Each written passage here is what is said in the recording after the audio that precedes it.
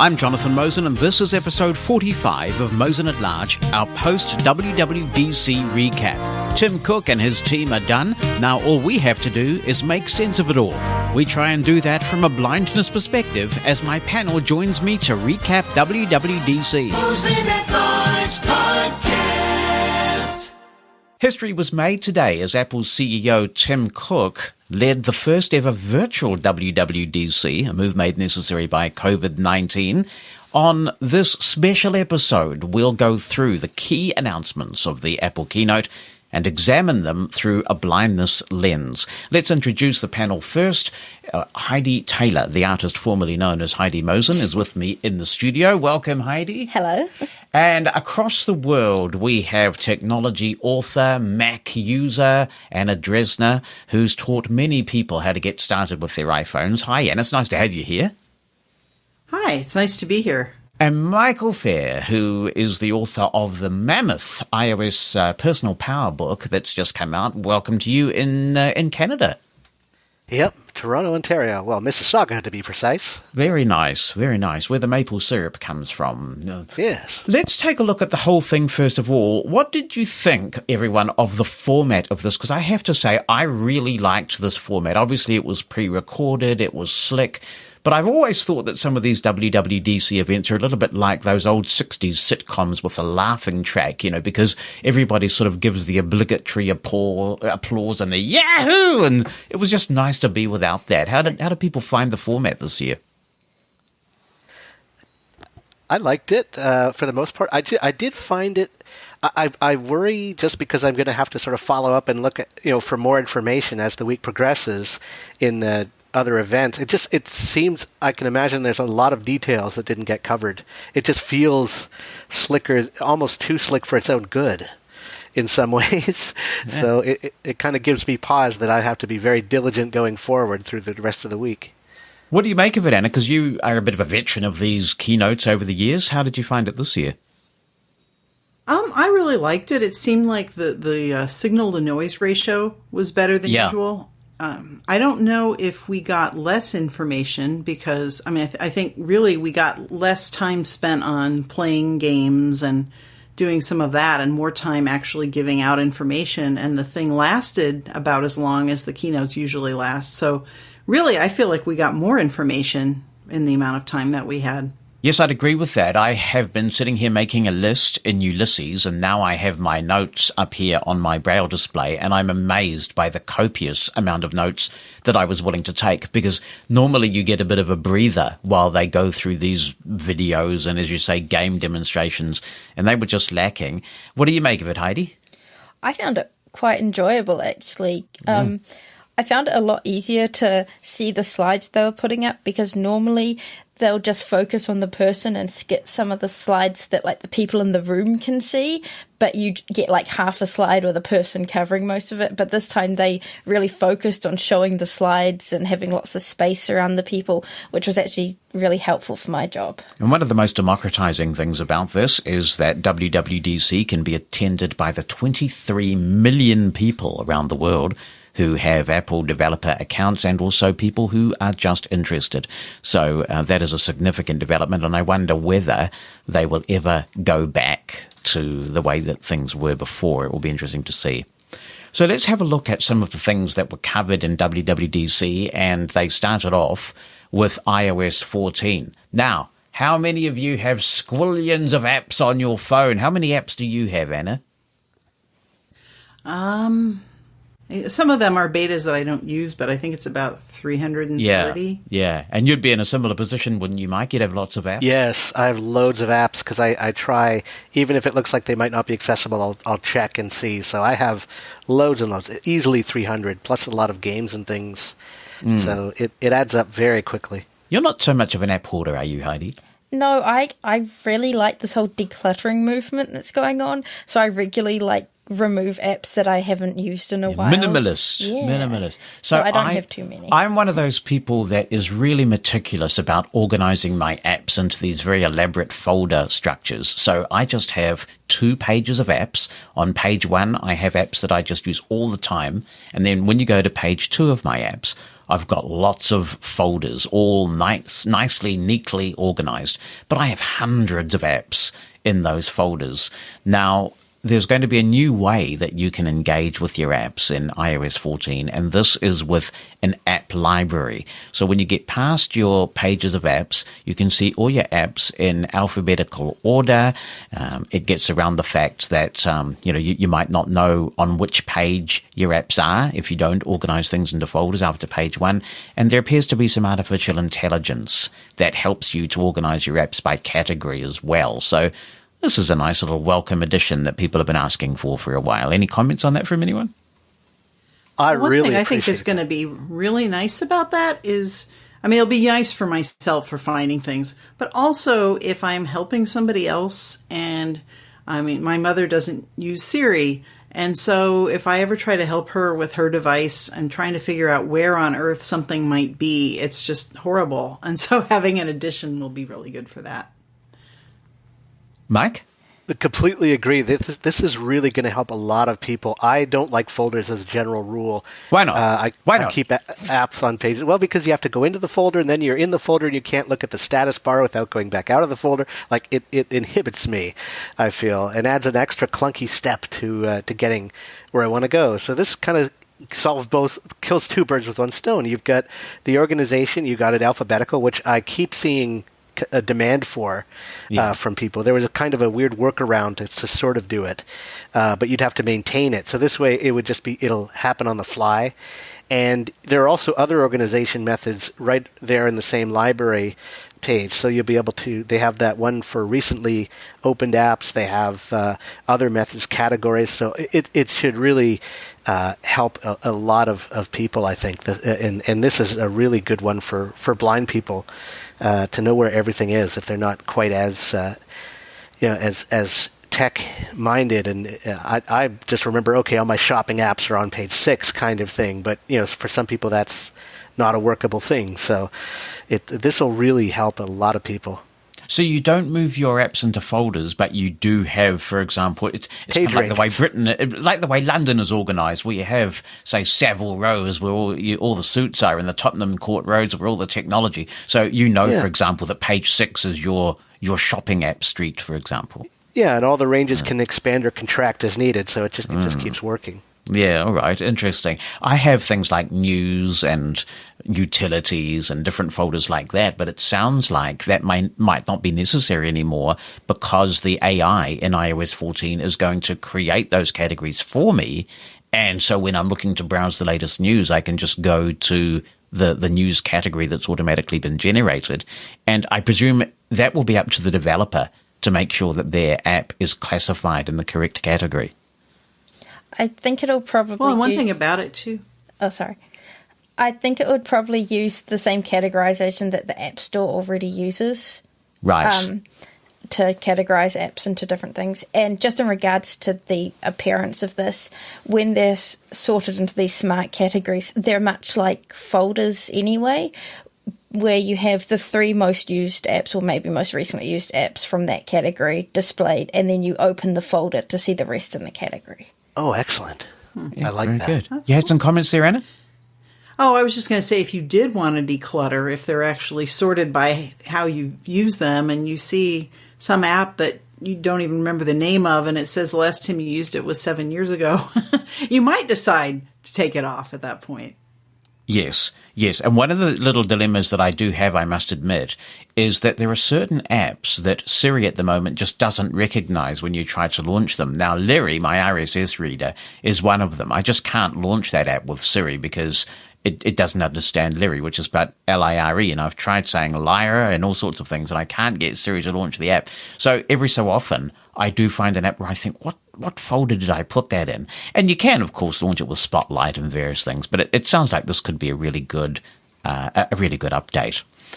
A big change in iOS 14 is the presence of widgets anywhere on your phone, and widgets have been given a really significant upgrade. So to be clear about what widgets are, these are little bits of information that you might want to consult. And currently you can perform a 3-finger flick right past page 1 of your apps, and you'll find these widgets. And there's a view there where you can add and delete widgets on the screen. You get things like weather and sports scores and news and all sorts of other data like that. And now they've been set free, and you can put them anywhere on your home screen that you want once iOS 14 is released later this year. Everybody's got to love that one, I take it? Well, sure. Seems like a great plan. If you want, instead of having your New York Times app or something, you could have the current news right there, probably a headline or something.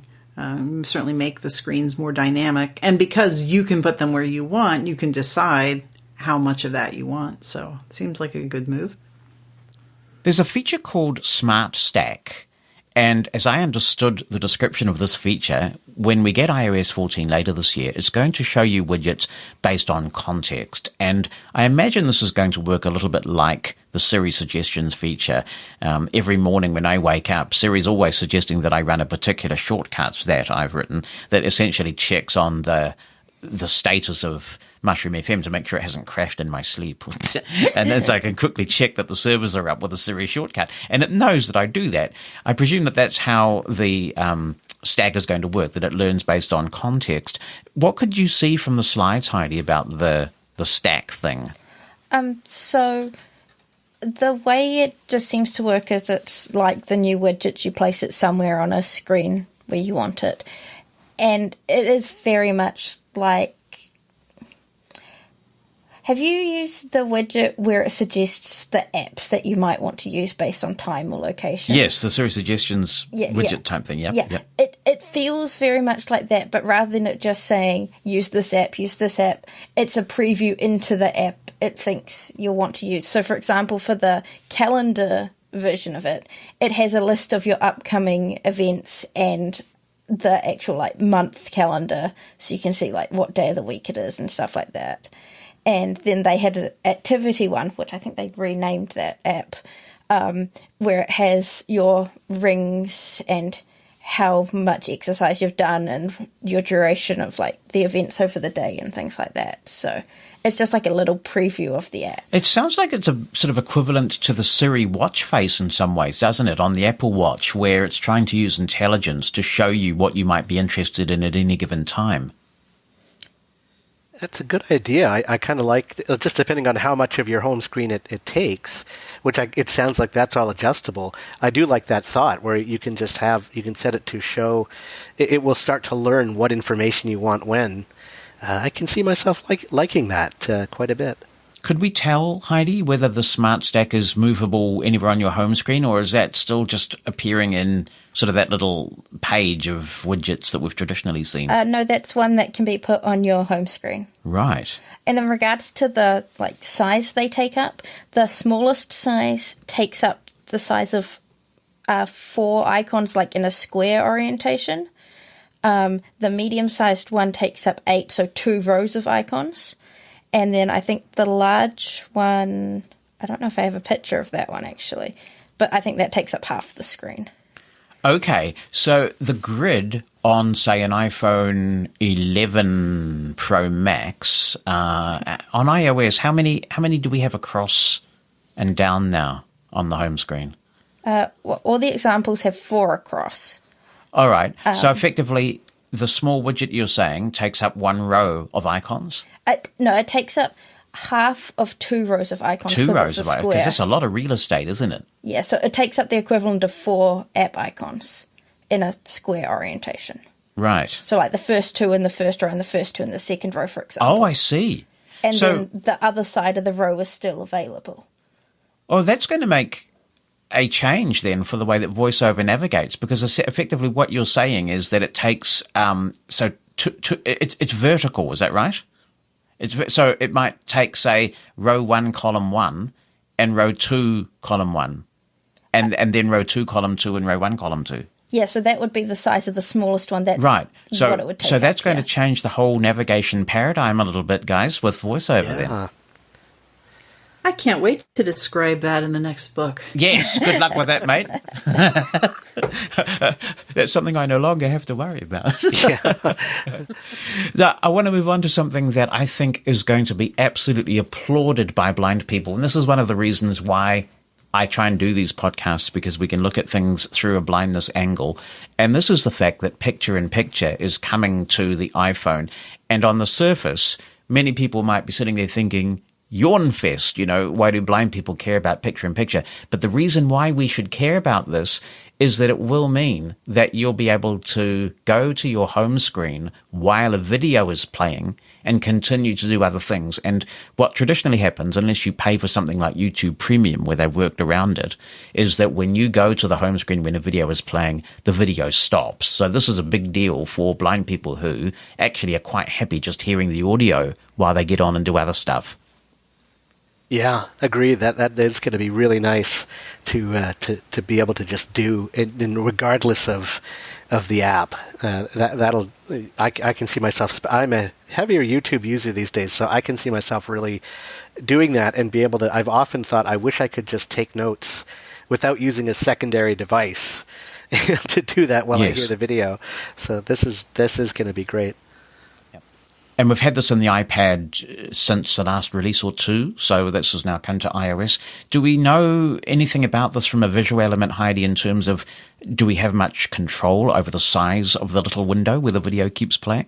Yeah, they showed them resizing the video to take up different portions of the screen, and then when it's sort of hidden off to the side, there's just like a little arrow showing that there's a video hidden. So it unobscures the whole screen, but you keep the audio. Right. All right. I assume once we get our hand on VoiceOver, which people will be doing very soon, we'll be able to work out how that works. But one assumes there'll be a rotor action where you can scale the size of that window. I'm just trying to remember how it works on the iPad, which I don't use that often. Do you know, Anna, what happens in that case where you've got that smaller picture-in-picture window that can be moved and sized? I don't know. I haven't used that on the iPad much. Yeah. Okay. Well, we'll have a play. We'll have a play and report back. Now, everybody loves to talk about Siri, and it sounds like aesthetically it looks quite different. Is it a radical change from a visual perspective, Heidi? It is quite the radical change. So right now, when you bring up Siri, it obscures the whole screen, and then just has like text, "What can I help you with?" at the top, and then like a little bar at the bottom, but you can't see anything else. And now it's just like a little tiny pop-up at the bottom of the screen, so the rest of your screen is unobscured. So it's at sort of the height that the favorites bar is. All right. And so that's good news. Now, the things that really matter, I guess, are that I was interested to note here that Apple is getting 25 billion Siri requests every month.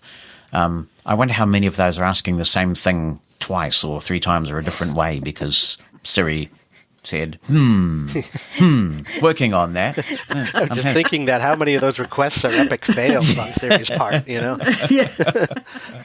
One thing I'm absolutely delighted about is the embracing of audio messages this year, because this is one thing that I find a lot easier to handle in watchOS rather than iOS.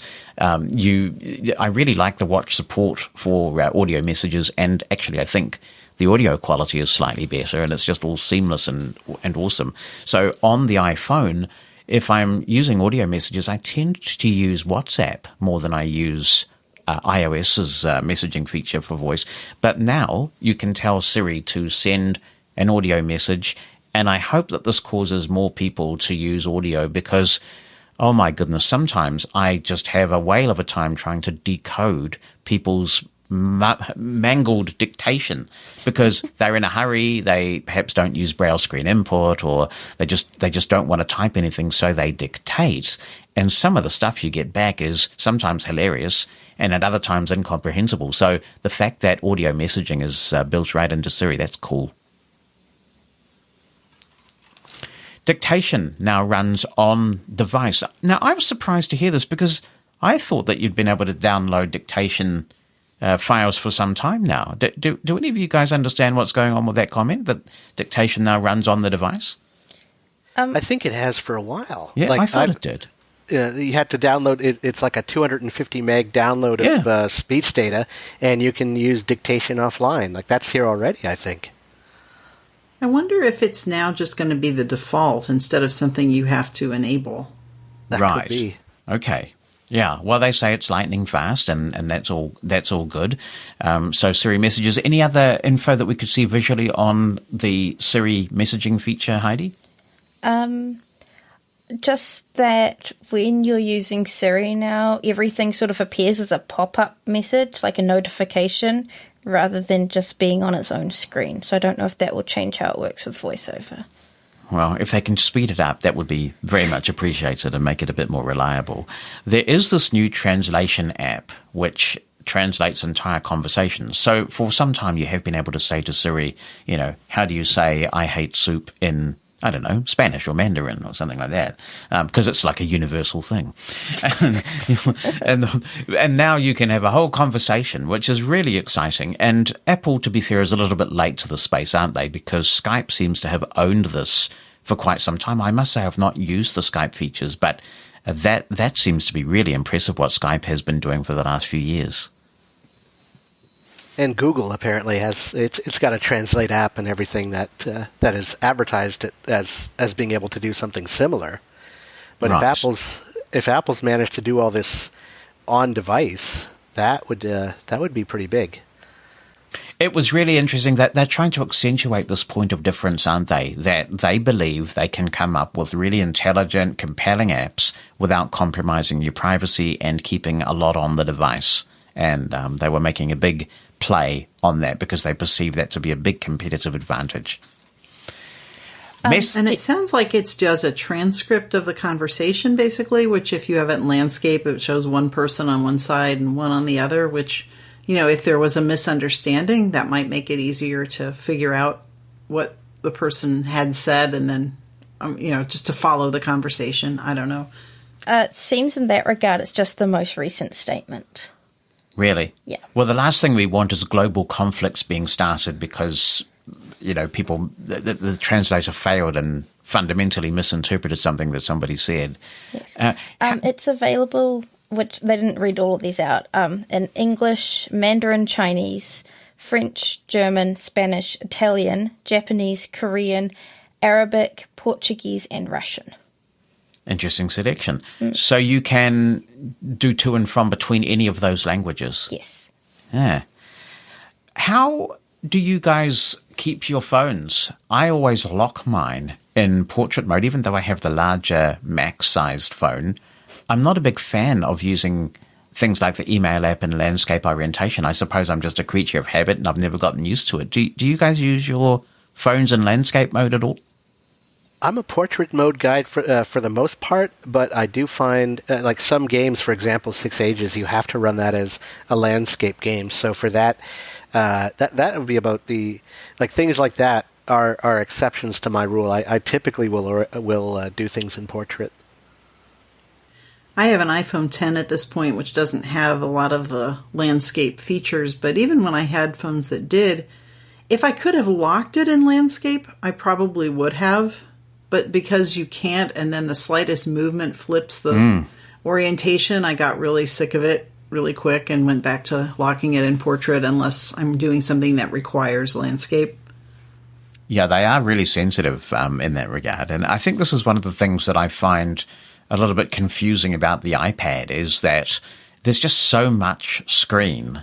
And we'll come to iPad OS in a minute because it looks like there's just more and more divergence now between the iPhone experience and the iPad experience, which makes sense.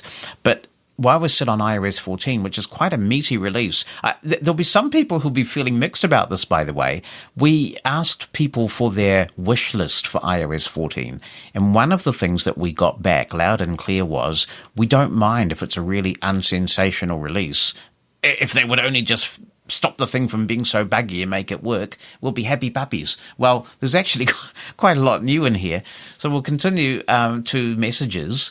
And one of the things I really appreciate is the fact that you can now pin important conversations at the top of your list. So if you're really getting involved in a lot of group chats and things are getting busy, I can always, for example, have my ongoing thread with Bonnie that's been going since 2013 at the top of the list. So that's a great feature.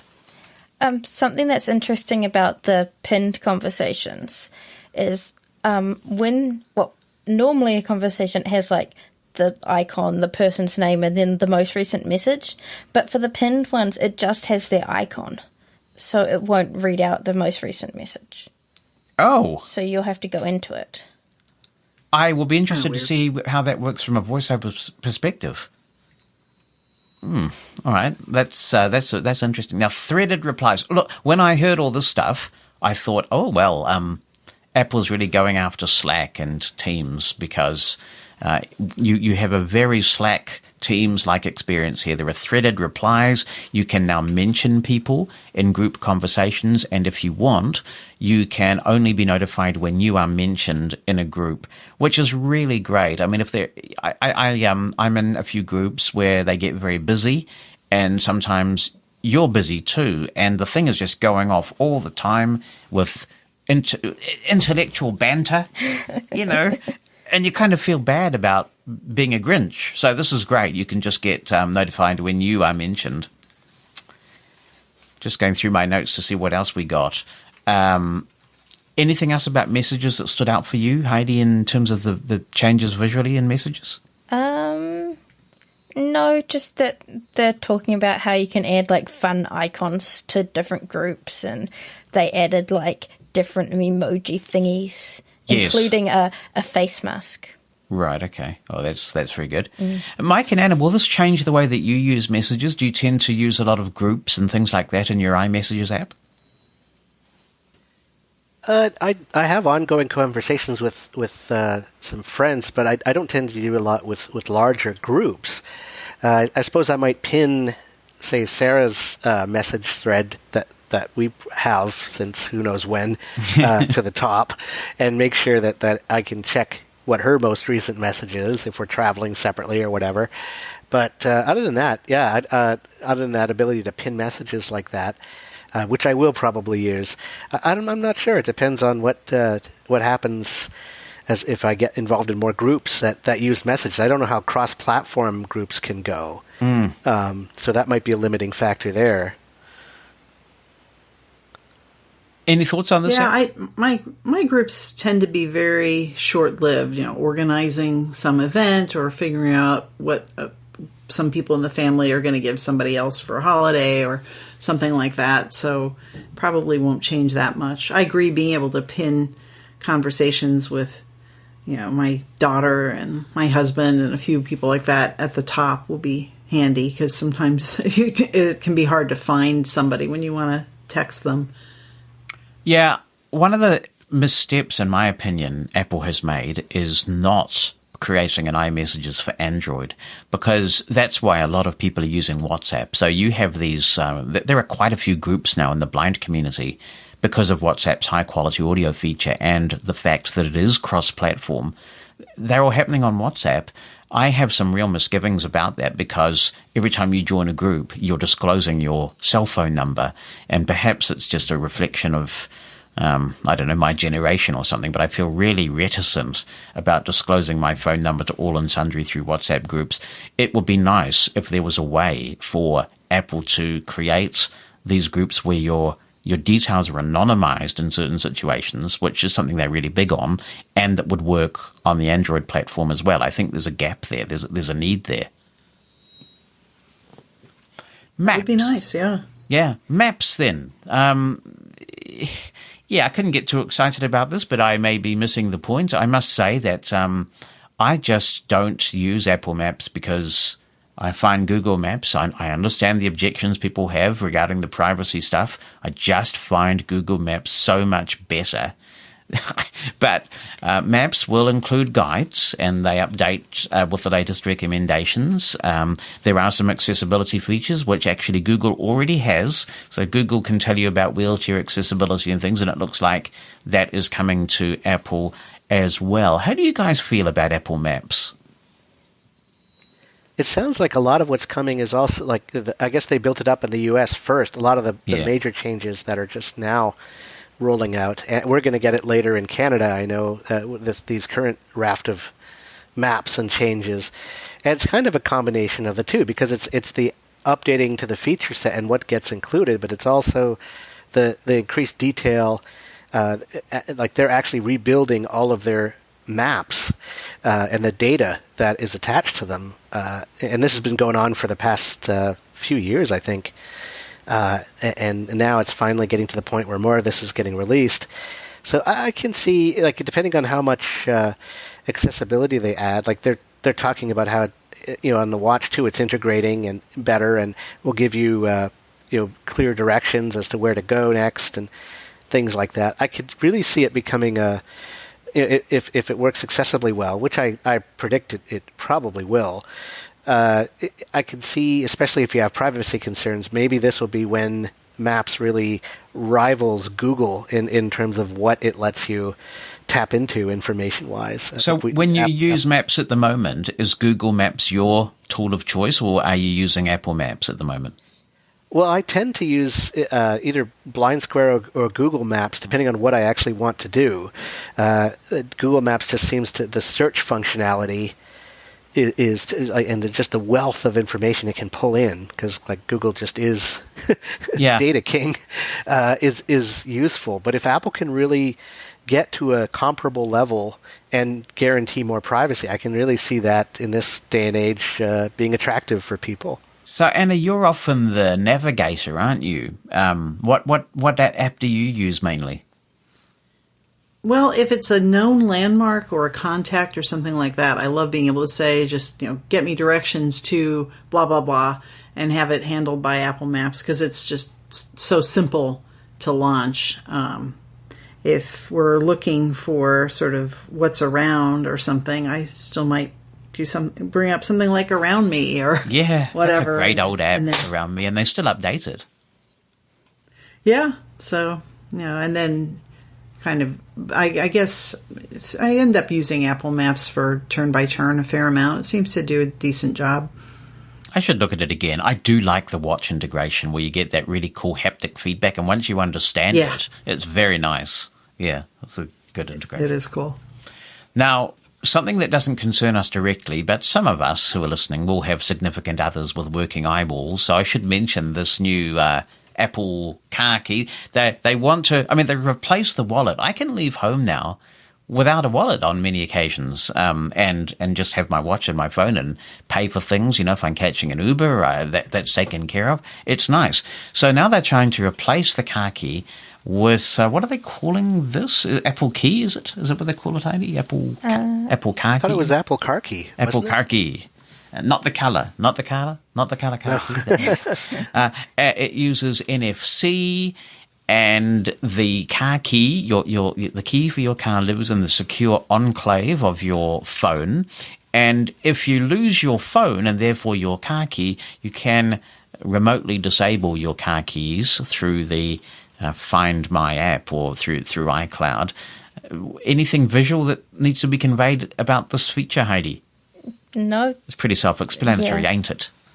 Yeah. Well, the other thing, though, too, is you can send a copy of your key through messages to various people. So if you wanted to let your teenage son use your car for some strange reason... Don't do it. You can do that. And you can control how much access they have.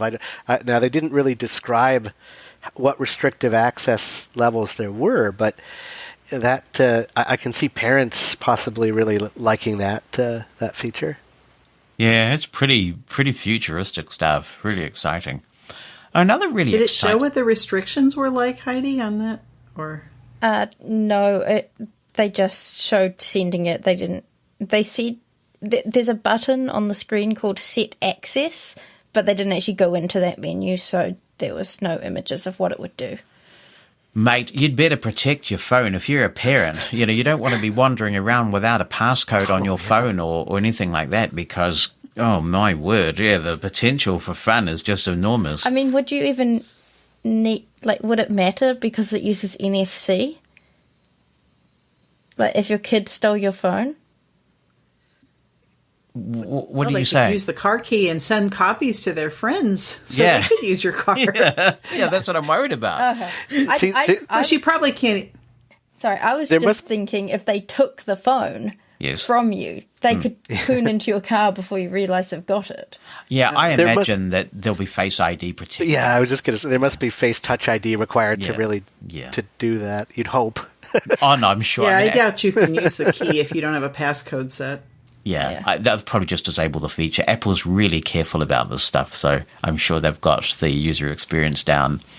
Now, another really big revolution, there's a lot here, a lot revolutionary in iOS 14, including this new thing called app clips. This has been something that the tech press has been signaling for a while, and the use case for this is, let's say that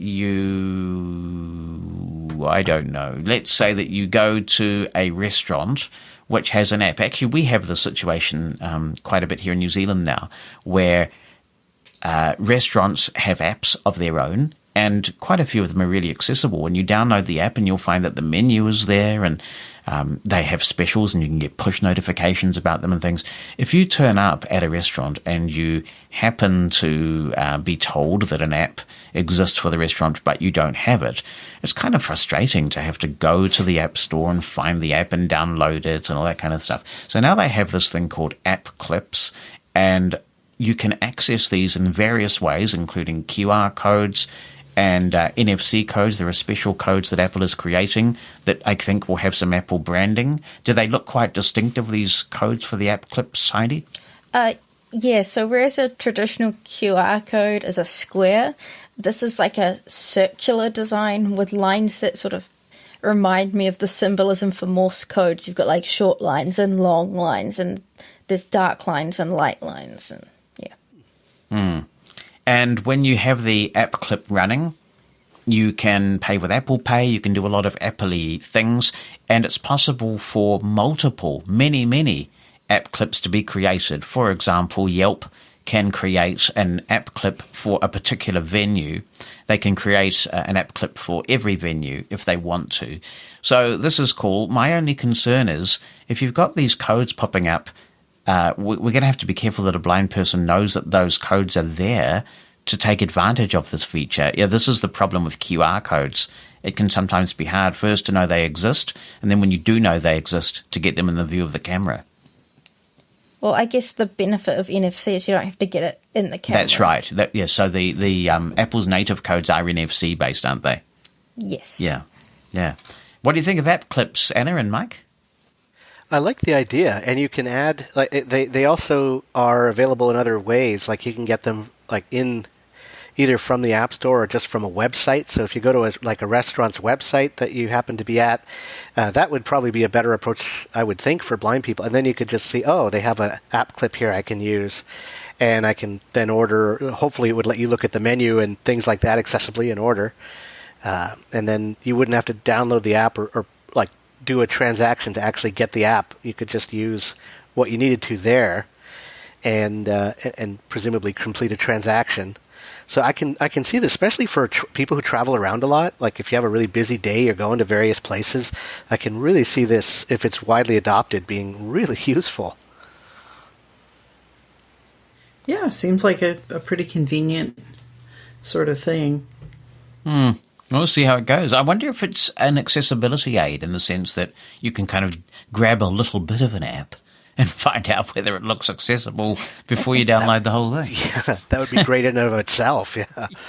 Yeah, that's true. Now, is there anything in iOS 14 that you were hoping for that was not announced? I guess for me it would still be the tutorial. I'd want a voiceover tutorial, which is not the kind of thing that you'd see in a keynote typically. So I wouldn't be surprised. But I guess they did announce this new fitness app, but they didn't really detail that very much. So I don't have a sense whether this is the same as the rumored virtual workout app, or whether that's going to be a totally different thing. I'd forgotten about that, yeah. So they're rebranding activity to fitness. But that's right, there was this sort of leak a while ago of a whole lot of workout videos in that app, weren't there? Yeah, it would seem like the natural thing would be to integrate everything into fitness. So yeah, I wouldn't be surprised if later events in the week kind of detail that a bit more. But that would be interesting to see a bit more detail on. Any disappointments for you, Anna? Anything missing? Well, there's stuff that I hope we'll have that we don't know yet. Like, I hope that activities get expanded a little further. Like I have one for Bard Mobile. It's great, so it turns off Braille translation when I'm reading in that app. But I'd love it to turn off sounds as well. And that's not an option now. And I'm hoping that activities are expanded to do that sort of thing. And of course, we just don't know yet. Yes, I will certainly be commenting in the next episode on voiceover changes. What about you, Heidi? You underwhelmed by anything that wasn't in iOS 14 or that wasn't announced today anyway? I mean, I didn't really go in with any expectations or wants. So I think I'm happy with especially the widgets. But I guess I'm not disappointed because I didn't want for anything. So for me, the big one that wasn't mentioned, and I don't know whether Apple's just kind of putting this in under the radar, but I really think it's time we had a lot more control over default apps. So if I want to make Chrome or Edge my default web browser or another email client my default email client, it shouldn't be impossible. And I would have thought that given all the antitrust pressure that is building on Apple, they would have put that in. And maybe they have slipped it in and just not seen fit to mention it. But that was the big disappointment for me. So let's have a look at iPad OS. And as I was saying earlier, what you're seeing now, and I think this is absolutely the right thing to do, you're seeing iPad breaking away and developing characteristics, behaviors of its own. That makes a lot of sense to me because you've got a lot more real estate to play with. It's not just a big iPhone.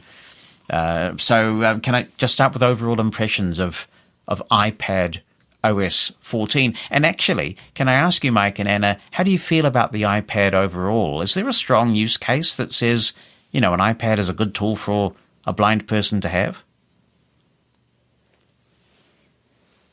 I think it's probably particularly useful if you've been sighted in the past, or if you really care or want to know how things are laid out. There are some things I really like about the convenience. For instance, if you want to do an update on the iPad, you go to settings and general is pre-selected, on the right side. And so, you basically just hit a couple of keystrokes and you're checking for updates. Things like that once you know how the system works, it can be pretty efficient. I can see how sometimes having two apps on the screen at the same time could be pretty cool. I haven't done it that much myself because I'm pretty happy using the 4-finger swipes to go back and forth between them. But if I were trying to grab specific information from Safari and stick it in a word processor or something, that could be kind of neat. So it's not really my first choice because for most things, but one really cool one was this periodic table app. And having the bigger space of the iPad was really nice to be able to see how the columns in the table were laid out. So yeah, there are definitely times, and depending on what you're doing, if you need to kind of know where things are, where it's really nice. But on a day-to-day basis, I use my phone a lot more than I use my iPad. I've actually given away my iPad. I couldn't do much. You never offered it to me? No, there were needier people closer to home. But I really found that it was like, now I have a particular handicap with spatial stuff. Anything geospatial like that can really throw me. And I was often, I found it really frustrating with the gestures and things. So like my gestures would go crooked because the space was so large that it sort of defeated my navigation, whereas on an iPhone everything is kept very simple and separate and compartmented, where that's not as much the case on the iPad. So for example, this whole picture, this app, multiple apps on the same screen, I can, see the real benefit of that, but I couldn't do it myself. I really struggled with that. So I too will just four-finger swipe between apps and do it that way. But I can absolutely appreciate, particularly if you could see before, that your visual memory would potentially be a real help with using an iPad, or things like the multiple app situation on the same screen, things like that. But I just couldn't, certainly couldn't justify getting another iPad. It's just, it didn't work as well for me. So I'm definitely an iPhone person, more so than iPad. One thing I find quite arbitrary is that Command Tab works in iPad OS to cycle between apps in the same way that Alt Tab does in Windows, and indeed Command Tab does on the Mac. And the weird thing is, years ago, Command Tab used to work on the iPhone too. And then they took it away. They actually blocked the keystroke. And I do wish they would bring Command Tab to iOS. Yeah, I don't know why you would. I don't know why you would disable any of Why these would you commands. do that? Yeah, it's very strange. So just looking at what is in iPad OS, it looks like sidebars are a big thing. This is a similar concept to the Mac, where there have been sidebars for years. So I imagine you'll use VOJ, the jump command, to navigate between the sidebar and other parts of the app. Does it look kind of Mac-like now, Heidi, with those sidebars and things like the Photos app and the Files app? Yeah, it feels like the child of an iPhone and a Mac now, rather than just a big iPhone, if that makes sense. The Blues had a baby and they called it rock and roll. Yeah, okay. So you've got these new sidebars and Notes and Files, Photos, so that makes a lot of sense on the larger screen. Just looking through my notes. The other thing that they mentioned in the iPad OS section, but it also applies to the iPhone section as well, the phone call user interface is no longer full screen. Is that right, Heidi? Yeah, that's right. It's now like one of those notifications that appear at the top of the screen. Presumably, though, I mean, I hope that blind users will still be able to perform a two-finger double tap, a magic tap to answer the phone. Well, they didn't do a demonstration with voiceover, Right. so we don't know. No, well, I mean... I would hope so, yeah. Yeah. Anybody, if anyone's trying to find the answer button, that's going to be a lot harder. Yes. Yeah. Well, especially if you have to pull down the notification, you know, or even tap the banner at the top. Yeah. Presumably they would have kept that, and then you could also, I can see it being, with that smaller call interface, you could more easily get at the apps that you're typically. I guess that's a running theme through all of this. They're eliminating those cases where you're pulled out of your context and pulled away from the apps that you're in. It seems to, like with Siri, with this phone call change. How were you able to determine, Heidi? So let's say, for example, you get. And I can think of an immediate scenario where this works. Let's say my phone rings, and I'm expecting a company that I was on hold for, and the company gives me the option, you're now 95th in the queue, and we expect to answer your call in 75 minutes. And so they say, if you want to request a call back, press 1. So let's say you get your call back and you're in the middle of writing a document and you answer your call. How easy is it going to be from now on to get to your number pad to confirm that you're ready to take the call and press 1 or something like that? They didn't actually show any of that. They just showed the pop-up. So they didn't show what would happen when you actually answered. Okay, so maybe when you answer, that's when you get the... right, so maybe when you answer, you still get the full screen view of the phone app at that point. It's just a notification that's at the top. I think that might be the case, since Right. they didn't go into any further depth. Okay, so that makes a lot more sense. And so that way then, if you dismiss the notification or you just ignore it, you just keep working in the app that you're in. But then when you answer, presumably, however the answering is achieved, then the full phone app would pop into view, I take it. Yeah, that makes sense. Okay.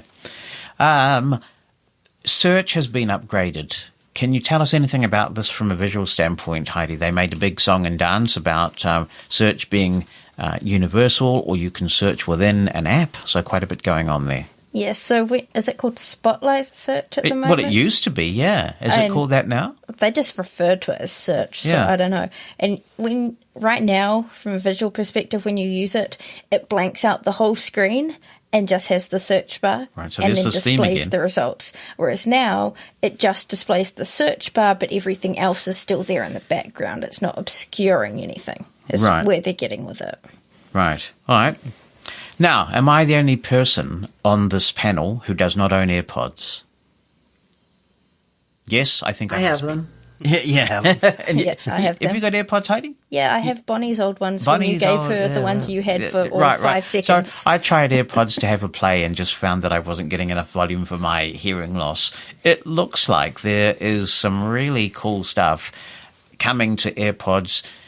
2 main things. The first is that AirPods are now going to seamlessly move between devices. Now, I was surprised about this because wasn't this supposed to be a thing already, or not? I thought that they were supposed to delicately hand off between devices now. They were supposed to, but it's never worked that way. Really. Okay. Yeah. The only thing I'm a little worried about on that is, like, a few weeks ago, mine were doing that in a way that was really annoying because, like, I'm used to listening to something on my iPhone and then the audio controls pop up on the watch. And so, like, if a song comes on and I want to know what it is, I will wake the watch and I'll just use the voiceover speaker to tell me what song it is. But this one day, whenever I did that, the music would stop playing and voiceover on the watch would come through the speaker of the AirPods. And, so I could hear what I was playing, but then I'd have to, get the phone out again and start playback again. So I hope it's not quite that seamless, or that you can control to some, especially how it works with the watch versus your other device. I've often found that it will switch, like I'll be pulled out of what I'm doing unwillingly because of my watch demanding to say something over the AirPods. And I'd rather that, I want to be able to disable that in certain cases, so I don't have to worry about that happening when I'm doing something critical on the iPhone. So hopefully there'll be some control put in on this so that we can specify that sort of thing. I hope so, because I would love it for other things. I would love to be able to pick up my iPad or go to the Mac and have it just switch to those. That would be terrific, or the iPhone. It's really the watch is the one that you sometimes want to be able to use while using something else. And I would love to be able to tell it, don't switch to the watch. When you have VoiceOver connected to, when you have AirPods connected and you're running VoiceOver, can you use the audio destination rotor option to get VoiceOver on the speaker and not through your AirPods? It's certainly there. I don't think I've really tried it. Because where I'm getting to is maybe that option could be added to watchOS, and that way you could choose to keep VoiceOver on your speaker on watchOS. Although that doesn't get around perhaps the Siri question either, does it? Because sometimes you don't want Siri to talk through your AirPods either. It would help a lot, though. Even if it only switched for Siri, I could live with that. Okay. Well, it'd be interesting to see how receptive Apple are to that feedback, because I think you've made a really good point, both of you. Our use case is just a little bit different from the mainstream. I hope that this also works with made-for-iPhone hearing aids, because I do have an iPad Pro, and I have used it a bit over the years. The iPad's one of those things where, in principle, I pick it up and I think, OMG, squee. This is such a sexy, thin device. But then something always kind of makes me think, nah. I've got my iPhone with me anyway. What am I doing? But when I got my made-for-iPhone hearing aids last year, my love for the iPad took a real turn for the worse, because it just does not elegantly hand over. I can't, for example, switch off my iPhone, and there's normally a sort of a brief period, 2 or 3 seconds, and then the hearing aid drops the connection. And I've been very lucky. A lot of other hearing aid users with different brands have had all sorts of issues with this in 13. For me, with my Oticon aids, it's been perfect. But what should happen then is you turn the iPad on, which has also been paired to the same hearing aids, and with the connection available, it should just pick it up, and it does not. So I'm hoping all this AirPods work also trickles down to we mere hearing aid users, because that will make a real difference. Now, the other thing that is very exciting is the spatial sound, the spatial audio. You guys must be thrilled about this, right? Well, if you have iPod Pro or AirPod Pros, then yes. As from what I can tell, it doesn't sound like that's going to trickle down to regular AirPods. Although the modern generation of those do support Dolby Atmos, so it's kind of, I'm not quite sure why they would not. Maybe there's more processing ability in the AirPod Pros to because it does track. It's not just the sound. It's tracking the motion of your head and of your display so that it can keep the sounds where they should be, as if you were turning and in a space. Yes, for those who didn't actually hear the keynote, to try and explain what's going on here. So you've got a couple of things. First, that they're trying to simulate surround sound. The fact that they can even do this with something as small as those AirPods is pretty mind-blowing. And they do support Dolby Atmos. So if you are playing an Atmos soundtrack, you should be able to get even more immersive sound. And that allows me to jump back on my hobby horse that I've been on for the last week or so regarding the fact that what we find, with the exception of Apple TV Plus content, and great applause to Apple for doing this, but in general, studios are not encoding audio description soundtracks with Dolby Atmos, which seems to me incredibly discriminatory. There doesn't appear to be a technical reason for this. And the fact that blind people, who are an ideal audience for consuming this content and appreciating it, have to settle for older technology just because they need audio description is insulting and unacceptable. And I think with more people having access to Atmos in a meaningful way through this feature, maybe the pressure will build on the studios to fix this. But how are you feeling about this yourself, Anna? Are you rocking the AirPods Pro at the moment? No, I've got the second generation ones. I don't know. I have hearing aids that go over the top of my ear with a little wire going in, so I can use the regular AirPods. I'm not sure I could even use the Pros. I had exactly the same reservations myself. Right. So here we go. All three of us hearing aid wearers. How cool. Yeah. Look at me, perfectly able. There you go. Yeah, working eyeballs and no hearing aids. What are you? Obviously the outcast in this group. The other thing about the spatial audio feature, and Mike alluded to this, and just to make it clear for those who didn't hear the keynote, which will be available, by the way, on Apple's podcast feed if you want to hear it. But as Mike says, they're using the accelerometer so that as you move your head and as you move your phone, somehow the sound changes to reflect your relationship to the screen. I'm not sure if I fully understand the benefit of that. I mean, don't you just want the sound? I thought it was the opposite. I thought it was to keep everything in the same relation to you, even if you moved your head around so that the person in front would still be in front. But I could have it backwards. The impression I got from the cute little animations they provided was that the front sound is supposed to come from where the image is. And so if you're no longer looking at the image, the sound is sort of shifted. So you turn your head to the right. So this sound is now coming from your left slightly. Yeah. Oh, okay. Yeah. Totally the opposite of what I thought they said. Which I feel like could be annoying for a blind person because you don't necessarily want to look dead on at a screen. Like, Dad, you use your phone in your pocket all the time. I do. So that sounds like it would be really annoying. All the sound would be coming from down low and on the side. Yeah. Yeah. Yeah, so we'll have to have a play with this and see what it's like in reality. But I'm excited that Apple's paying this much attention to audio at all. And as I say, huge congrats to them for caring enough to make sure that their Dolby Atmos soundtracks for audio description exist, which is not what other studios are doing. So they just lead the way again. Now, on to Watch OS. Developers can now enable multiple complications so that you can essentially create a watch face devoted to one topic if you wanted to. So some people I know are real weather buffs, and I've used a few really good weather apps that work well on watchOS. The two that I like the most in this space are Carrot Weather, which I think is brilliant, and also Weather Gods, which is accessible and has some really nice features where you can sort of hear the weather. And they've got different watchOS complications. So now if you want, you can have an entire weather face with multiple complications from the same developer. Can both of you see any potential for this? I can sort of see you putting together, depending on what gets included in an app, like you could put a bunch of complications that track different things that are related and have a kind of almost like a little mini dashboard of information right there, which you sort of can now with the separate complications with separate apps, but this would all be generated, as I understand it, from one app.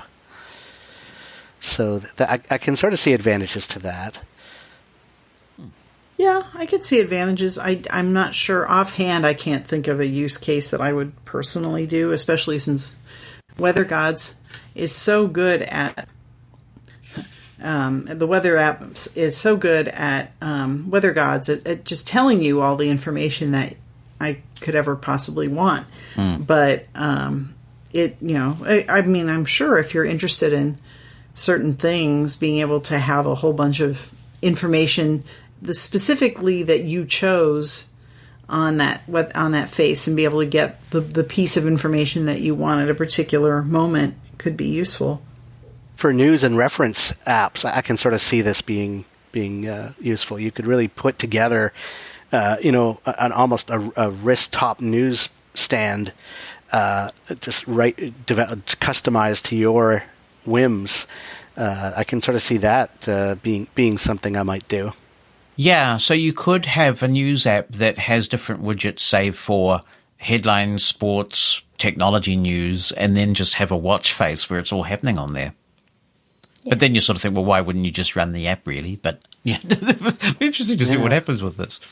And the really cool thing is that you can share your watch faces. And I like this idea because we've been running a feature on Mosen At Large recently that Robin Christopherson, one of our listeners and a prolific podcaster himself, initiated, called What's in Your Dock. And I've also extended that a bit to cover what are the complications you like to have on your watch face. So it would be kind of cool if we could complement that by inviting people to share their watch faces, and then we can link to them in the show notes, and people can sort of download different listeners' watch faces. I reckon that's really nifty.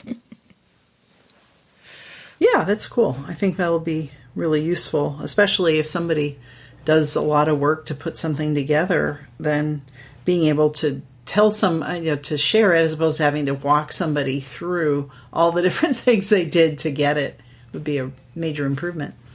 Yes, and I think that's right. I think this will be really welcomed by many assistive technology instructors, people who just help other people out, to be able to just do this and send it along. And speaking of blindness, the big one, of course, probably in this whole keynote, has to be that we finally got the sleep tracking built into watchOS 7, which is expected later in the year. And I should say that for the first time, there is going to be a public beta of watchOS. Previously, that's only been developed for developers, and so that's a big change. If you have an Apple Watch, you'll be able to sign up through the Apple Seed program and receive a beta of that next month. So this is sleep tracking, and a number of us are using third-party apps. Do either of you use sleep tracking apps at the moment? I haven't, but I can sort of see. I have a CPAP machine. I'm not sure what it would do with that, but I can sort of see the advantage there of it. It sounds like it's going to build a whole routine for you, and it's also on the iPhone. This isn't something that's just limited to the watch, apparently. So it will sort of integrate, I presume, with the health app too, and the watch will track your micro movements. So as you're sleeping, it's going to be running. You'd have to obviously charge your watch in the morning again, but you could get it can determine from these micro movements a lot more detailed about like when you're waking up, what kind of sleep you're having, and so forth. So I can sort of see this really benefiting, people with sleep trouble. I'll certainly give it a spin and see what it does. And of course, the taptic alarm, it will wake you with either an audio or taptic alarm in the morning. And it sort of builds, even as you're going to bed, it has this whole routine where it'll sort of build a wind down schedule for you as well, and sort of, I guess, dim for sighted people, it would dim for the blue light out of the activate nighttime mode and put on do not disturb automatically and things when you ought to be going to sleep kind of thing. Yeah, play a relaxation app. Yeah. Are you using sleep tracking at the moment, Anna? No, I did try it a couple of years ago when I wrote a book on fitness apps.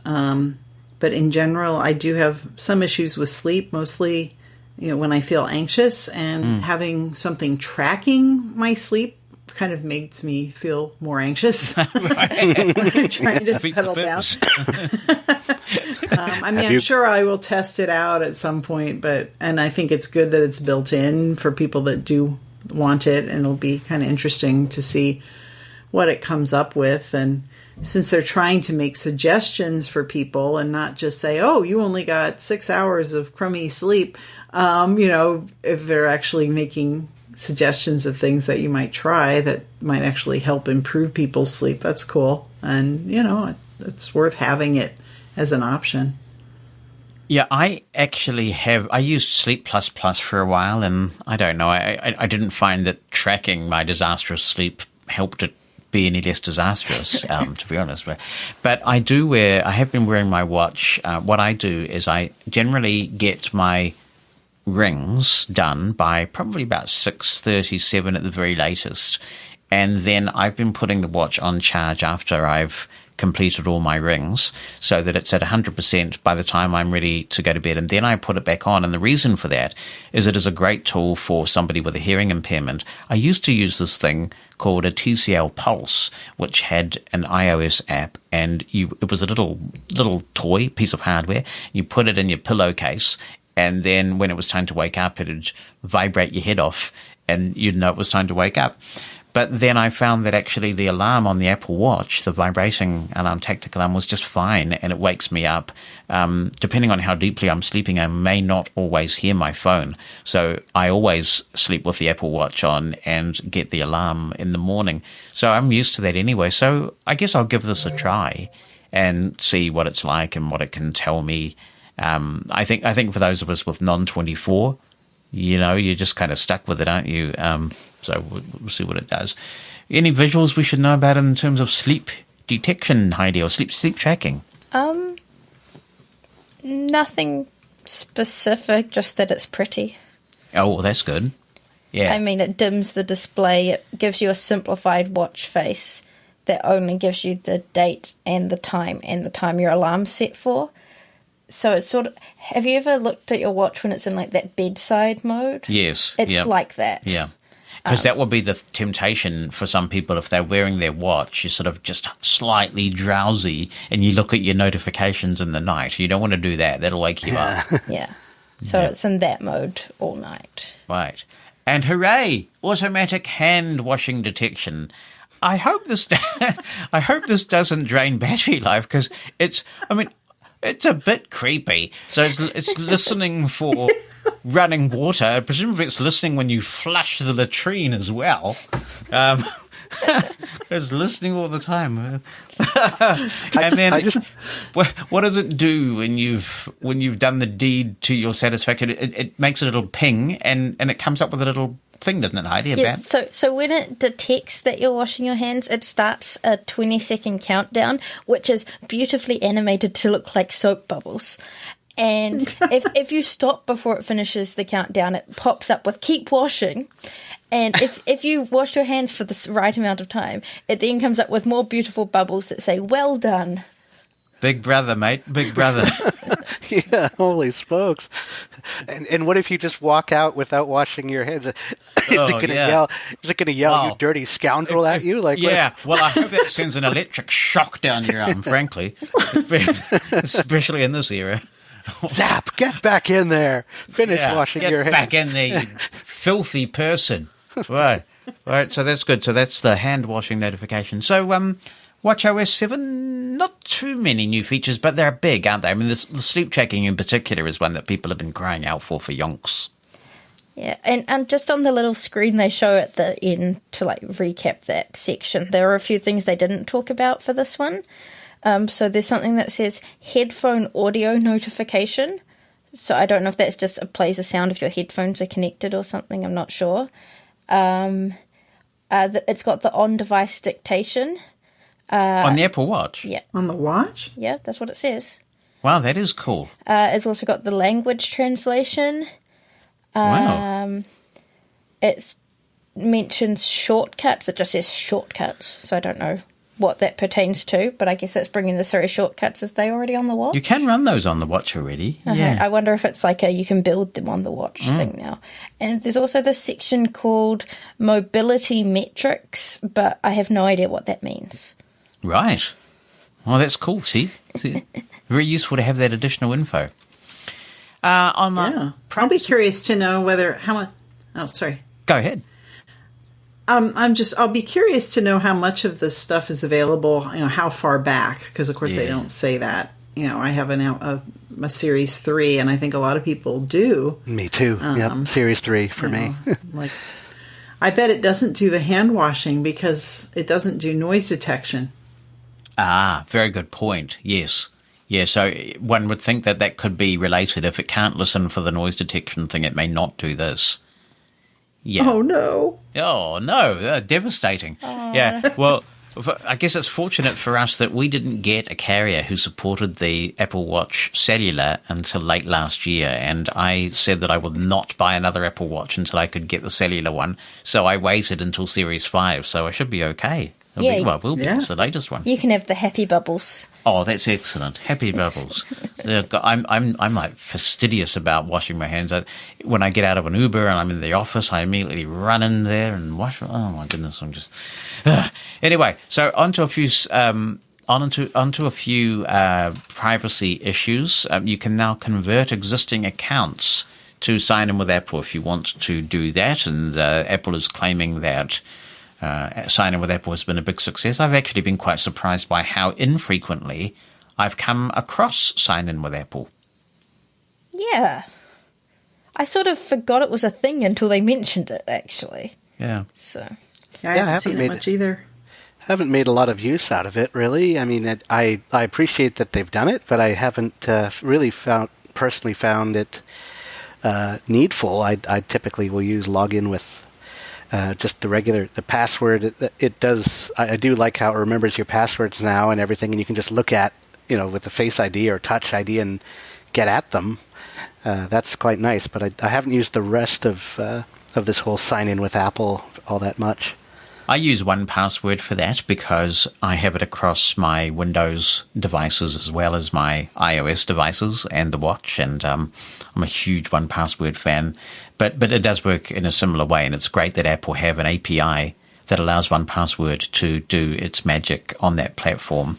I have used it a few times, and it's kind of nice when you trial an app. I went through a phase over the summer where I was looking for an app that tracked my food intake that really sort of embraced the low-carb lifestyle. A lot of apps are obsessed with calories, and I was more interested in the nutritional content and keeping the carbs low.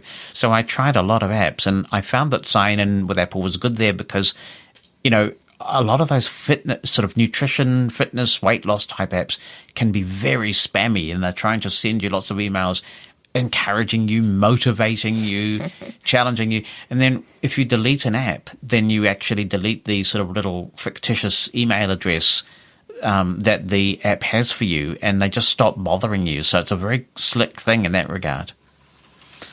Now, you can now see an app's privacy policy, or you will be able to see an app's privacy policy before you download the app, and I cannot wait to see the one for Facebook. Oh, God. Yeah. That's good. They had talked about Apple at Home, and they made the point that Apple's aim is to ensure that devices that you use at your home are easy to use, private, and they work together seamlessly. There's an alliance which includes Google and Amazon and Apple, for interoperability with smart home devices. And Apple had to do that. I don't know how much either of you have embraced the smart home lifestyle, but we've really done this. And what I've found is that of all of the platforms, HomeKit is the least well supported. We can get devices everywhere that work well with Amazon Echo, which we've embraced, and Google, which we have not. But it's much harder to find things that work with HomeKit, at least where we are. Maybe that's going to change with this new alliance Maybe, I that they're hope all so. in. But in an apartment, there's not.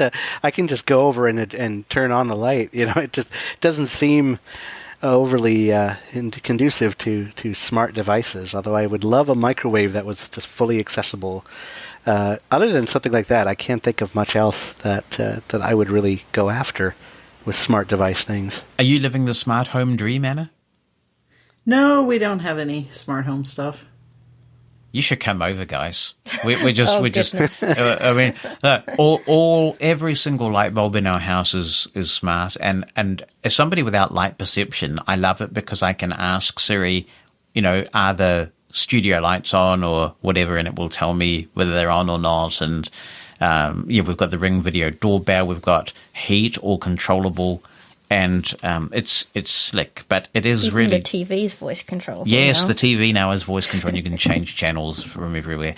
But it's kind of this lack of interoperability has been an issue. So this is a great initiative, and I look forward to hearing more about that. Also, when you add an accessory now, Apple is going to suggest useful automations. They used to be called scenes that you can use with that accessory. Doorbell notifications, if you're a HomePod owner, it sounds like it's going to tell you who's at the door. So it's using some sort of facial recognition. What is it doing there? So in the Photos app, it can automatically categorize. It can scan photos and figure out who is the same person, and you can give a name to that person. And you can also train it by saying, yes, you got it right. No, you got it wrong. This is actually this person. Anyway, so it's using that data.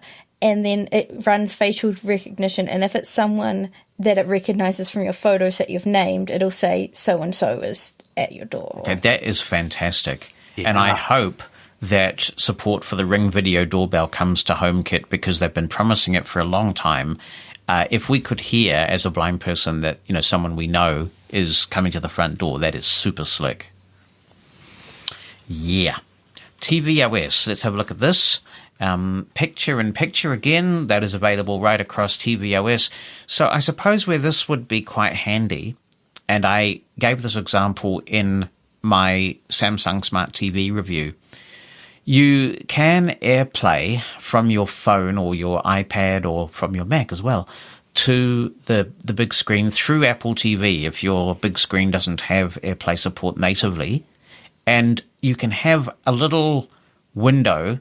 Right, it's sizable, I take it, Heidi. Is that how it's going to work? It looks like it's sizable, but I don't know how you would size it. Yeah, well, I presume you use the remote.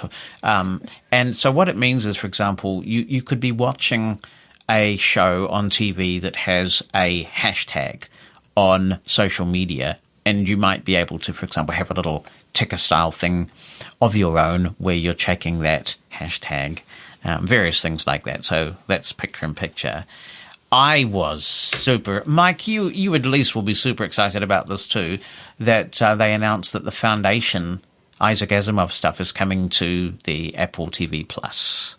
That should be interesting. I am looking forward to taking that in. I've yet to actually read the books. And there's a really? BBC... I'm surprised you haven't read them.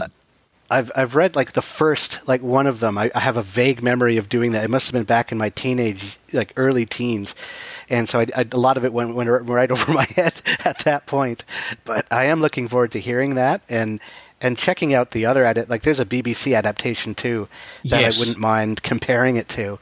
So that will be an interesting exercise. If you can hear the BBC radio adaptation that was done in the 70s of the Foundation trilogy, I really recommend it. Okay. Oh, man. That's a great series. You're an Asimov fan, Anna? I really like Isaac Asimov. I've never read that series, though. Oh, wow. You'll enjoy it. You really will. So Apple tvOS, really not a lot, is there? I mean, not a lot at all this year. No. Come on, I mean, it's underwhelming. That's what it is. So, yeah, they've left it alone. But to be fair, Apple TV is kind of like it can be a home hub.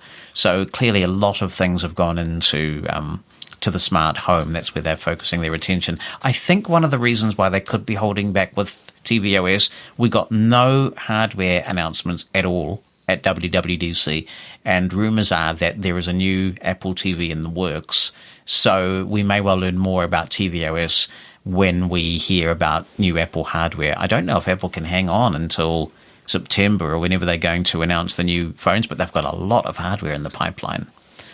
So then, let's have a look at the Mac. Before we get on to the really big story of the day, what the heck, where did they come up with the name of this operating system? Does it mean something? Park. It's another park, isn't it? Oh, is it? Is it another park? Is that what that is? Another Californian location? I think so. Is it? I'm sure I've heard of it. I know it's a place. I don't really know anything more than that it's a place, so I'm just guessing it's another park. I didn't know it was a place. It is a rugged stretch of California's central coast between Carmel and San Simeon. Okay, I didn't know that. There you go. Big Sur. Big Sur, spelled S-U-R. Yes. Big Sur. Thank you. I was wondering about that. Yeah, fascinating. So that's the name of the new operating system, Big Sur. You're going to hear some different noises coming out of your Mac if you have one, because they've completely redesigned. There's a lot of aesthetic changes this time, so everything looks quite different. How substantial is the visual change, Heidi? It feels a lot more iPhone-y. Yeah, there's a lot of convergence going on. We'll come to that, of course, but yeah, so... But they've also done a lot with like transparency to give it a more streamlined look, which is quite cool. But probably not that important here. New redesigned notification center, and they've taken a leaf from the iOS book, and they're now grouping notifications. That's a feature I often actually turn off. I'm not a big fan of the grouping, but a lot of people do like that, so you'll be able to do that. And also widgets are available in the notification center as well. Messages, there are some improvements there with Memoji making an appearance in macOS. There's improved search, and so it's essentially keeping up with iOS, really. One thing that is very exciting is that I think quite a few blind people were underwhelmed by the lack of accessibility of some of the Catalyst apps. Now, Catalyst is a technique that allows developers who are rocking iPadOS in particular to quickly port their Mac their app so that it runs on the Mac. And there were a few apps that had a go at this last year, and some people expressed some concerns about the accessibility of those. It looks like this is being addressed this time because there's improved menu bar support and improved keyboard support, which were the two major issues. Anna, you're the Mac user here. Did you have a play with any of the Catalyst apps, and what was your impression of them so far? I really didn't. I mean, I don't know even like which apps were using Catalyst. I mean, I know that when when Apple imported News over at first, it was pretty weird because it was so, it was kind of iPhone-like, only you're trying to use a keyboard and stuff. But that was a couple of years ago, and I still mostly use News on the phone because it just seems simpler than doing it on the Mac. But, it certainly sounds good if they're adding the menu bars and keyboard stuff, because when you're using a Mac, you're going to have a keyboard, and that's certainly good to be able to take advantage of that. I envy you being able to use the News app. It's not available in New Zealand. Apparently, New Zealanders don't need news. So, very strange. We can get Microsoft News and Google News, but we can't get news it's here. It's so from weird, Apple. yeah. It is very bizarre. In regards to the Catalyst, they popped up another one of those screens with a million words on it. And it's talking about all the features that Catalyst helps you implement. And so it's talking about full keyboard control, trackpads, the touch bar, but it also specifically states accessibility. Really? Okay, that's very positive then. People will be delighted about that. Yep. Yeah, so that's good. Now, Safari has been rewritten, it sounds like, essentially. It sounds like a brand new Safari, and all I can say is, well, let's just cross every single finger, which will be quite difficult because then it will be hard to type to enter an address in the address bar in Safari. But one of the big things that used to frustrate the soup out of me when I was a Mac user is those two heart-stopping words, Safari busy. Is that still a thing, Anna? I mean, do you get a lot of Safari busy? It certainly happens sometimes. It's better than it was a couple of years ago. Like, it used to be that on PayPal, if God forbid I went to where the thing that says which account or credit card is going to pay for something, it would lock it up, which was just ridiculous. Now it happens mostly on just really graphics intensive sites, and it isn't as big of an issue as it was. All right, we'll have to have a look at that. There are some other really good features in Safari. I'd be interested to hear how you go. They say faster page loading. It was fast already. 50% faster, they say, than Chrome is loading. And Chrome is pretty fast. Yeah, just slightly faster in my experience on Windows. Better with battery life as well. And you can now see a privacy report in Safari for every website that you visit. Passwords are also being monitored now. There are websites that keep track of this stuff to ensure that you're not using a password that has been compromised in a data breach. Brilliant. They're also embracing web extensions more. This is where Safari has been a little left behind in the past. So there's a web extensions API, but in typical Apple style, there's a privacy emphasis on this. You can have control over which sites an extension can use or for how long the extension can have access. And also now Safari has built-in translation. So that is all sounding very, very good. You looking forward to this Big Sur upgrade, Anna? It sounds okay. I mean, I definitely think those privacy things are good. I do not run betas of the Mac if I can avoid it, just because I'm already running other betas, and at some point you just need something that isn't in flux. That's why I'm not a Windows insider either. And then especially since I do run VMware Fusion on my Mac, I really, I don't need to be trying to, then it would mess up everything I do if something goes catastrophically wrong with the beta. But those certainly sound like some good features for Safari. Just while we're on the subject of that, how long until both of you jump on the iOS 14 beta bandwagon? Mike, when are you going to leap on board? Probably never. Especially not with my main phone. I might sacrifice my iPhone 7 to that, but certainly not with the current phone. I need that to work. That's how I let people in the apartment. So, I have to be very careful about that. So, plus, if I engage in another big project, again, I need this thing to work. It's my laptop replacement. So, yeah, I'm very careful about that. What about you, Anna? I'll probably do it pretty soon because I am going to be doing a iOS 14 without the iBook. And so, the more time to experiment and learn features and report bugs, the better. Right. Okay. So, well, good luck. Good luck. I have toyed with the idea of getting a separate iPhone for testing because I can't help myself. But I'll see how I go with the iPad and see how that works out. Now, the really big news today, I think, is that there is a very significant evolution happening in Macland. And this has been done before. The PowerPC platform transitioned and we got Intel in its place, and everybody was really excited about that because you could run Windows and Boot Camp and you could run virtual machines, and that was great, particularly for blind users who felt that there were certain applications or use cases for which Mac just wasn't quite there, and you had the best of both worlds on one machine. Now, although the word ARM wasn't mentioned, maybe it was mentioned once, but they were very careful not to use it too often. What they are essentially doing is transitioning to an ARM platform. They're referring to it as Apple Silicon. And this is absolutely huge.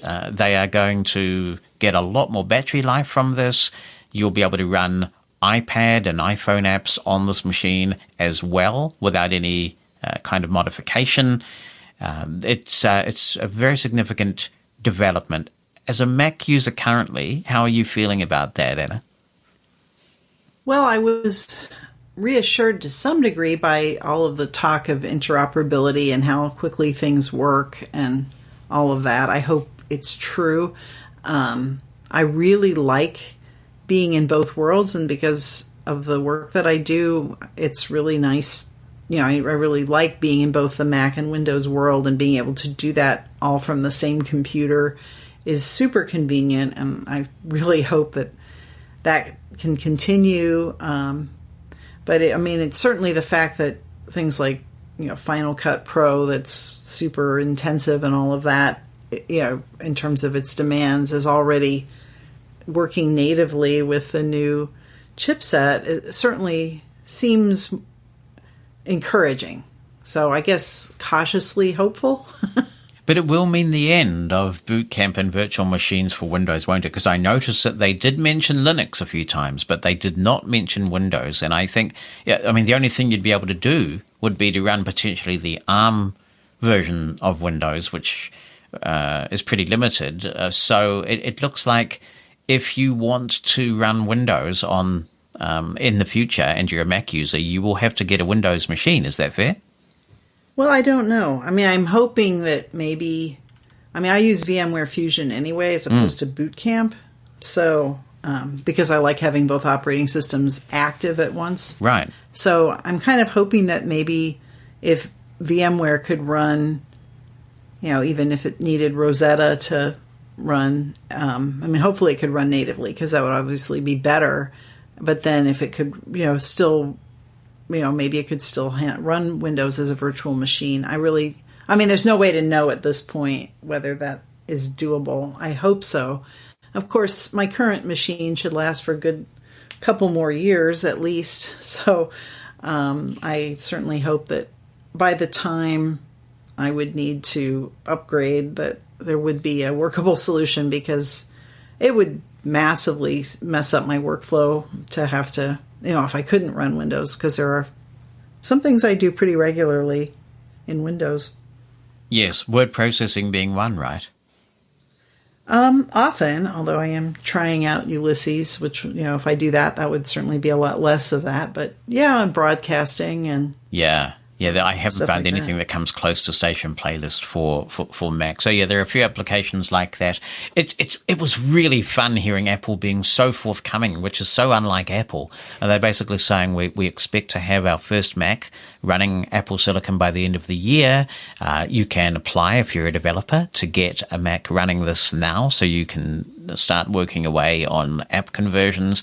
But they also indicated that there was new Mac hardware in the pipeline that would continue to be Intel-based. So that's extraordinarily revealing from Apple, really.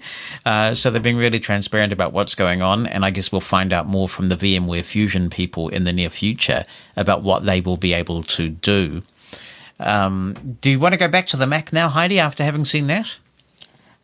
It is tempting, but I feel like because I already have a Windows desktop, it's easier to have a Windows laptop as well. Because you're in the ecosystem. Because you transitioned out of the Mac mainly because of the butterfly keyboard. Yeah, so my Mac spontaneously died one day. It spontaneously exploded. It feels like it. It's just stopped turning on.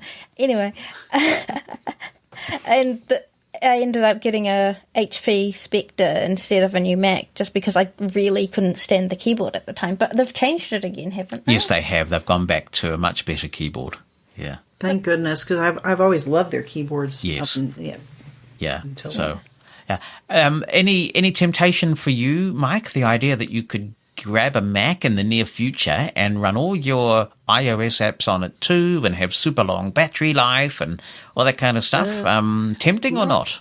Not really. Like I can't see that really tempting me ever again. I tried a Mac once, and I don't think I'll be looking back. Windows is good for the computer needs, which really I've I'm doing most of what I need to do on the iPhone now. Like my laptop has literally become a game machine and little else. So I don't see myself doing that. Now I am kind of intrigued with now that they're doing all of their architectures, all of their focus on these the similar chips that are sort of being used everywhere in all their devices. Like I'm really hopeful that a lot of the efforts that go into making the Mac the super beast of a machine that they're known to be will trickle back to iOS devices over time. So, when I'm ready, I'm very happy with my iPhone XR at the moment. When I'm ready to upgrade, in 3-4 years-ish, I'm thinking, that might be, I might benefit from some of what's happening right now. You sort of can't help thinking that maybe we're heading to a point where there's just going to be one Apple operating system. I mean, it's getting more and more that way. But this is just right up Apple's street because they are taking control of the hardware and the software, and they like that. And that's what's made iPhone and iPad so successful, that they control the whole end-to-end experience. And so they'll be very excited about what they can do with these new Macs. And I'm looking forward to seeing what happens. And I just hope that VoiceOver gets some love. Is it unfair of me to suggest, Anna, that really VoiceOver's sort of played second fiddle in terms of Apple's accessibility engineers in recent times? You get a lot of innovation in iOS, but really it's been a bit slow on the Mac side for quite a long time now. Yeah, I mean, there were some pretty major improvements, I guess, maybe a couple of years ago where like HTML elements were handled the same way in email finally as they were in iOS, in Safari, things like that. But yeah, I mean, it seems like it's less of a priority maybe than with other versions. I get probably fewer users, I suppose, but 329p. There you go. So that's a wrap then, basically, from Apple's keynote. Just some final thoughts. We'll go around the table. Mike, any closing thoughts on what we heard today? Well, I think it's this has obviously been polished to and abbreviated for public consumption. So I'm thinking all of this stuff that it inspires me to really make a point of paying careful attention to the rest of WWDC, the State of the Platform address, particularly today. I'll look into that, but also going forward at the end, the Design Awards. Often there we hear about apps that are potentially accessible. That's happened a number of years, and other events in between. The sessions on VoiceOver. I think there's going to be a lot of that channeled at developers that's where we'll pick up the real interesting new tidbits about iOS, the details of VoiceOver upgrading, things like that I'm certainly keen to hear. So this was interesting. I like the pace of it. It was, I kind of agree that the applause is kind of, it adds a social vibe to it, but it's not necessary. And the pacing was good. I am intrigued by future benefits of what's happening with the Macs and with the chip. Everything now is Apple controlled in their ecosystem. So that will be interesting to see what benefits that will trickle back into iOS. And Anna, final thoughts from you? Well, I think that having the conference be free to everyone means that a lot more developers can take part. And of course, they could do some stuff remotely in the past, but that seems exciting in terms of just, the more people that are out there developing apps, and the more likely there are to be innovations. And it seems like Apple itself is still being quite innovative. And, I think it was a pretty interesting WWDC and keynote, and it seems like we have some good stuff to look forward to. What do you reckon, Heidi? I think it was just the experience of this keynote was actually really cool to watch. I like the format. They should do it more. I'm quite happy with iOS, especially because that's the one I mainly interact with. I think it was pretty good this year. Yeah, sometimes we do these podcasts and I kind of think, yawn fest, that was it. But not this year. I thought there was perhaps a few quite substantive changes. And of course, our fingers will be crossed for a much less buggy initial release later in the year. Lots of things still to come. We still haven't heard about the Apple tags, and we know they exist. We know there are new Macs floating around. So there is going to be at some point a lot of hardware to talk about as well. So thank you, all of you, Michael Feir, Anna Dresner, Heidi Taylor, for being with us on the podcast. Really appreciate your insights. We'll be discussing WWDC in the next episode of Mosen At Large, and I'd love to know what you think. Drop an email with an audio attachment or just write something down to jonathan@mushroomfm.com or call the listener line 864-60-MOSEN in the United States, 864-606-6736. Mosen At